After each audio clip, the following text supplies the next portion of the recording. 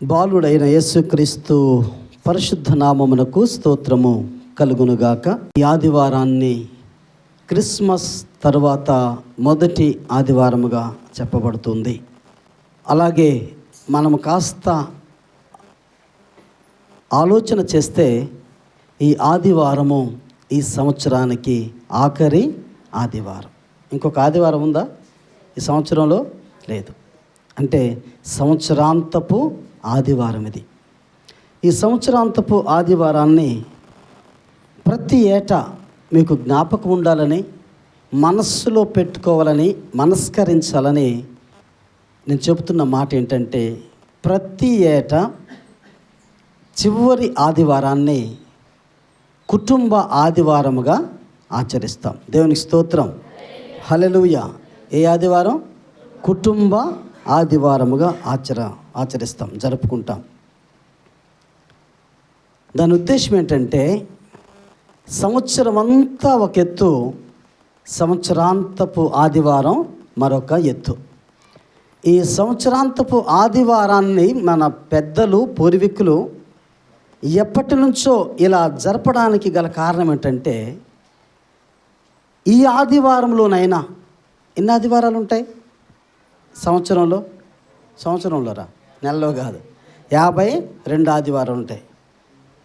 అన్ని ఆదివారాల్లో కుటుంబంలో ఉన్నటువంటి వారు అందరూ రాలేకపోయినా కనీసం ఈ సంవత్సరాంతపు ఆదివారమునైనా కుటుంబముగా రావాలని, కుటుంబముగా కూర్చోవాలని మన పెద్దలు, పూర్వీకులు ఈ ఆఖరి ఆదివారాన్ని కుటుంబ ఆదివారముగా ఏర్పాటు చేశారు. దేవునికి స్తోత్రం, హల్లెలూయా.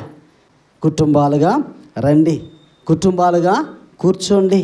దేవుడు ఈ సంవత్సరాంతపు ఆదివారంలో మీ కుటుంబాలను దీవించనై ఉన్నాడని ఎంతమంది విన్నారో నాకు తెలియదు, కానీ కనీసం ఈ సంవత్సరం ఇంకో కొన్ని రోజుల్లో, కొన్ని గడియల్లో, గంటల్లో అయిపోతుంది.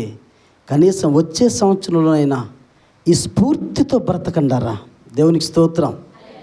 ఈ ప్రేరణతో, ఈ ఆలోచనతో అలవాటులు మానేయండి, ఆచారం మానేయండి. మీ మైండ్ సెట్ మారాలి. Change your mind set.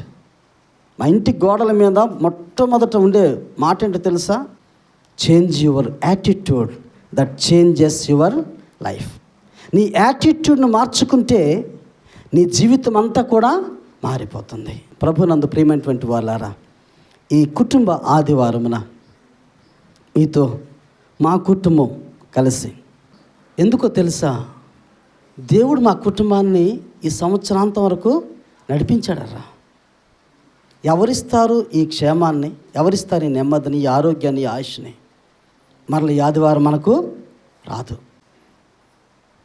ఆదివారం పనికి వెళ్ళొద్దని ఎందుకు చెప్తున్నాను తెలిసిన? ఆశీర్వాదాలు పోగొట్టుకుంటాయి. పోవాలా అని అనుకుంటే ఎప్పుడు పోవాలో తెలుసా? నువ్వు పస్తున్నప్పుడు పని మానేయకండి. నువ్వు ఆకలితో అలమటించి ఇక ఈ పూటకు వెళ్ళకపోతే, ఈరోజు నేను పనికి వెళ్ళకపోతే చచ్చిపోతాం, ఇక ఈ పూట గడవదు, నా భార్యకి ఏం పెట్టుకోవాలి, నా బిడ్డలకి ఏం పెట్టుకోవాలని పరిస్థితి ఉన్నప్పుడు అప్పుడు పోండరా, దేవుడు కూడా క్షమిస్తాడు. కానీ నీకు దేవుడు సమృద్ధినిచ్చాడు, సంపదనిచ్చాడు, చక్కగా భార్య, బిడ్డలు, కుటుంబాన్ని ఇచ్చాడు, చేతుల కష్టాజితాన్ని నూరంతలుగా దీవించాడే. నీవెంత కృతజ్ఞతతో ఉండాలి, నీవెంత విరిగిన మనసుతో దేవుని ఆరాధించాలో ఆలోచన చేయండి. నా ప్రతి మాట మీ మనస్సున నాటించే మాట. దేవుడు నాకు ఇచ్చిన ఆలోచనను మనస్సులకు చేరేటట్టుగా, మనస్సుకు చేరే రీతిగా, దేవుడు మాట్లాడే రీతిగా నేను దేవుని వాక్యాన్ని చెప్పడమే నాకు తెలుసు. ఈ కుటుంబ ఆదివారం, క్రిస్మస్ తర్వాత మొదటి ఆదివారం, కుటుంబ ఆదివారం. మన అంశమట అక్కడ రాయబడింది, ఆరోగ్యకరమైన కుటుంబం అనే ప్రాముఖ్యమైనటువంటి అంశాన్ని మనము ధ్యానించవలసి ఉంది.